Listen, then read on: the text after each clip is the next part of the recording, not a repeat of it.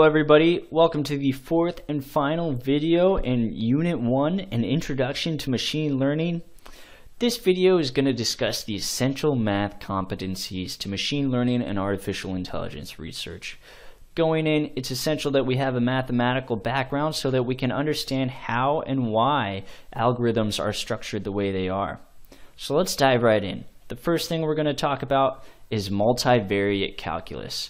Calculus is the best math we have to talk about smooth changes.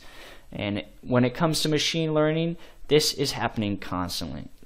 When we have optimization problems, what we're really trying to do is minimize the error. And we do this by using derivatives and gradients. When we're doing probability measurements, we're going to do integrations to sum up the weights and get our probabilities. So we're using both derivatives and integration in a variety of different settings. But let's go ahead and dive in and see some of those actual examples. So the first would be our optimization via gradient descent. Gradient descent is actually how we train all of these models to optimize their parameters. So here we minimize the objective function, whatever the objective function may be. Typically it's going to be your error, so we're trying to minimize error here, if that would be our objective function, over our model's parameters. Eta here, the Greek symbol, is going to be the learning rate, and it's going to determine the step size of our actual gradient descent. So when we start getting into the parameters that these functions use, such as learning rate, understanding the math behind the algorithms is going to help you optimize the different settings in the most appropriate way. So when you're adjusting learning rate, it helps to understand gradient descent so that you can adjust that value appropriately. And this is essentially just trying to find a local minimum using our error equation to the left. Again, we have the gradient, and the gradient is built up of derivatives, so it's important to know multivariate calculus so that we can do this math.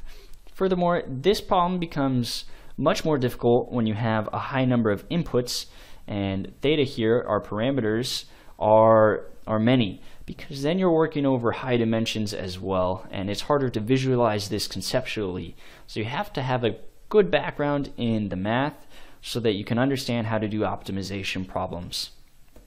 We're also going to use integration to find probability calculations. So in most of these problems, we're going to get probability density functions, and this is essentially just a distribution of the probabilities, and we can find the total probability by integrating over a certain range. Integrating over the entire range is going to give us 100% or 100% chance of that happening. Integrating over a particular range is going to give us a smaller probability. So it's important to know integrals because these probability density functions are often going to be solved via integration. So let's talk about another example of that, and this is in Bayesian inference. So this is a statistical inference in which Bayes' theorem, which we're going to talk about, is used to update the probability for a hypothesis as more evidence or information becomes available. So let's go over this. We have a data set, and we can use Bayes' rule, which we will go into in a later slide in more detail. However, what Bayes' rule often gives you is a posterior distribution, and solving this distribution is known as the inference problem. And as you can see, we have an integration over d theta, and theta here is going to be our parameters. So when you have many parameters, this isn't just a single integral. It can be a double, triple, all the way up to however many parameters we have. And solving this integral can get very difficult because of its high dimensional nature. So Bayesian inference is something that you should understand as well, and solving the integrations on the posterior distribution is going to be one of the main reasons that you need to know multivariate calculus. But this is actually a good segue into the topic that we're going to talk about next, and that is probability theory. So statistics and probability theory is absolutely essential for machine learning and artificial intelligence. We need statistics to deal with uncertain events. That's what we're trying to do in almost every scenario in machine learning. We also need statistics to develop mathematical formulations for probabilities. We saw our posterior distribution in the previous slide. This is going to be a mathematical formulation for probability, and so solving that is going to be based in statistics. We also needed to estimate probabilities from data. All of this, again, is based in statistics and probability theory. But we can probably understand this better if we actually dive into an example, and so we're going to come back with Bayes' rule, and this is really modeling dependence and conditional probability. So this is the assumption that knowing X will tell us something about Y. Or perhaps we could say knowing something about previous data will tell us something about the future. Again, this is what machine learning is based around. So in this scenario, we have the probability of Y given X times the probability of X is going to be equal to the probability of Y and X. And again, that is equal to the probability of X given Y times the probability of Y. And solving that, moving some things around algebraically, is going to give us Bayes' rule. That is, the probability of X given that we know Y is going to be equal to the probability of Y given X times the probability of X divided by the probability of Y. So that's a lot of words and letters and variables that is explained better through an actual example. So let's use that. We're going to do an AIDS test. How likely is it to have AIDS if you test positive? It seems pretty likely, doesn't it, if you're testing positive? But let's actually see. So we're going to start with a couple assumptions here. Roughly 0.1% of the population is infected with AIDS. So we have the probability of X equals AIDS is equal to 0.001. This is 0.1%. Our next assumption, the test reports positive for all infections. If you have an infection, 100% of the time you are going to be testing positive. So we have the probability of Y, test positive, given that X, you have AIDS, is equal to 1. Our next assumption, the AIDS test reports positive for 1% of healthy people. So we have some false positives here in this test. 1% of the time it's going to say you have AIDS when you actually don't. So the probability of Y, test positive, given that you are healthy, is equal to 0.01. So let's plug this into Bayes' rule to find the probability of AIDS given that you test positive. This is the probability of X given that Y, you're testing positive on this test. So here's the formula again for Bayes' rule, probability of X given that Y, and plugging in our actual, or solving first, and then we can plug in our actual numbers. We have the probability of Y given X and the probability of X. Those are from above. This X over capital X on the bottom here is just going to be the inverse. So instead of 0.01 or 0.001, we have 0.999. And so this is going to spit out 0.091. There's actually only a 9.1% chance that if you test positive, you actually have AIDS.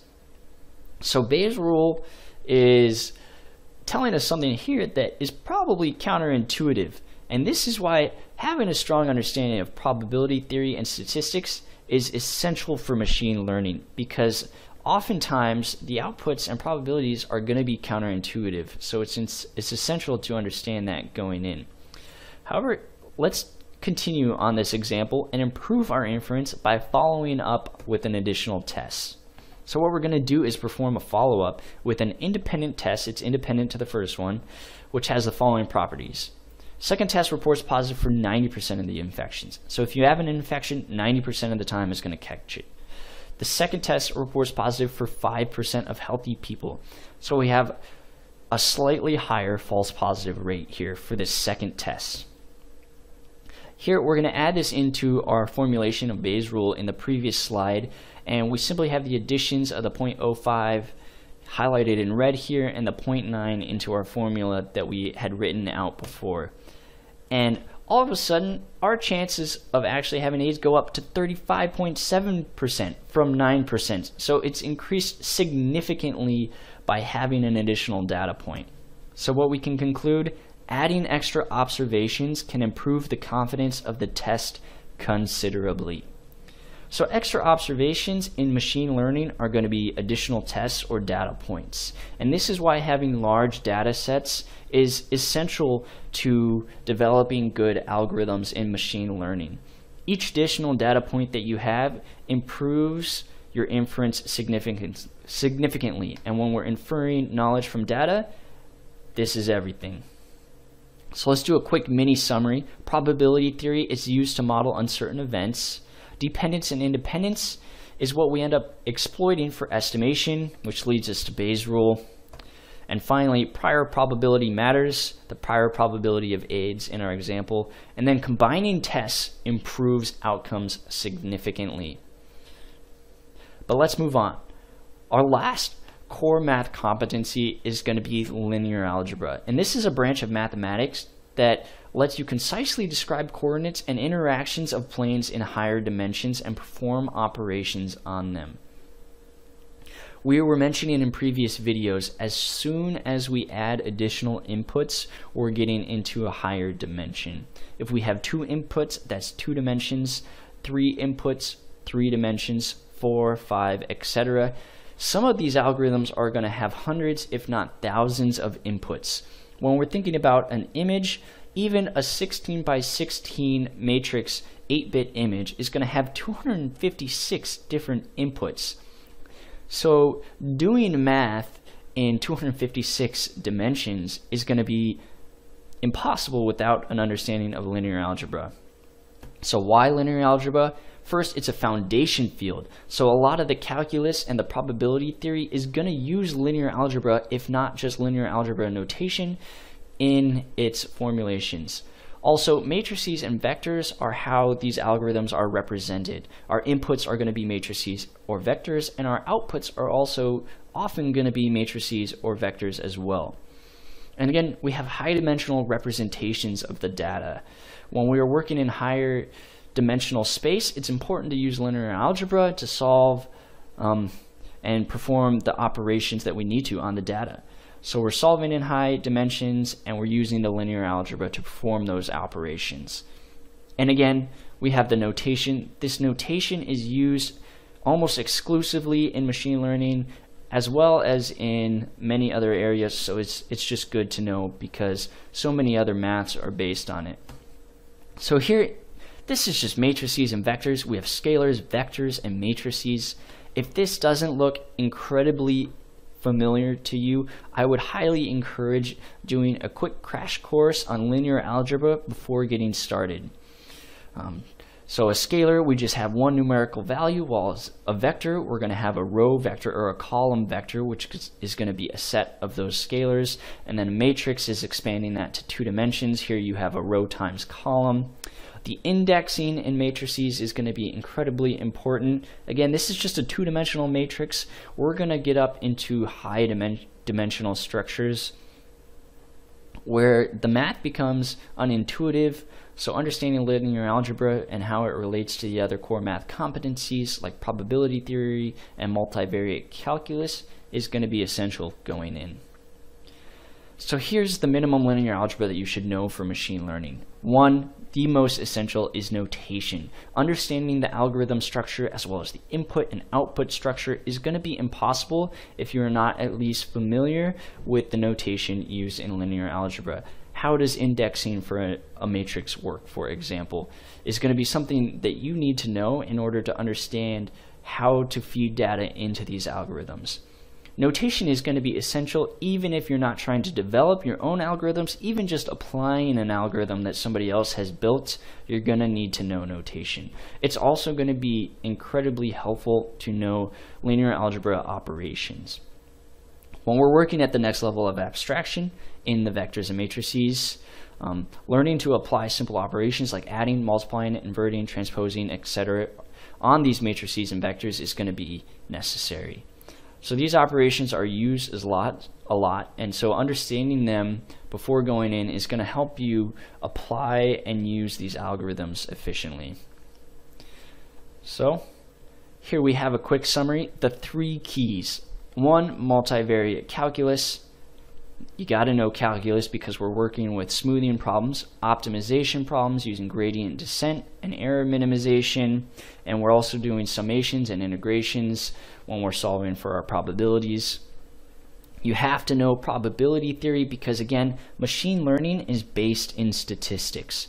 So understanding statistics and probability theory is going to help you understand the why and the how these algorithms are working. And finally, linear algebra is necessary because most of our inputs and outputs and the actual algorithm structure itself is going to use linear algebra notations and use linear algebra operations.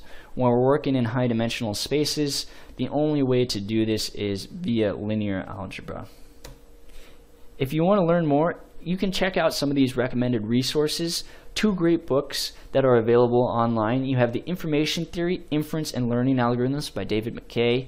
That one goes over a lot of the probability theory that is going to be important to this machine learning research, as well as The Elements of Statistical Learning by these 3 authors. It's an incredible book that goes into a lot of the stuff that we're going to cover in this class, but also dives into the math behind it so that you can understand why these algorithms are working the way they do.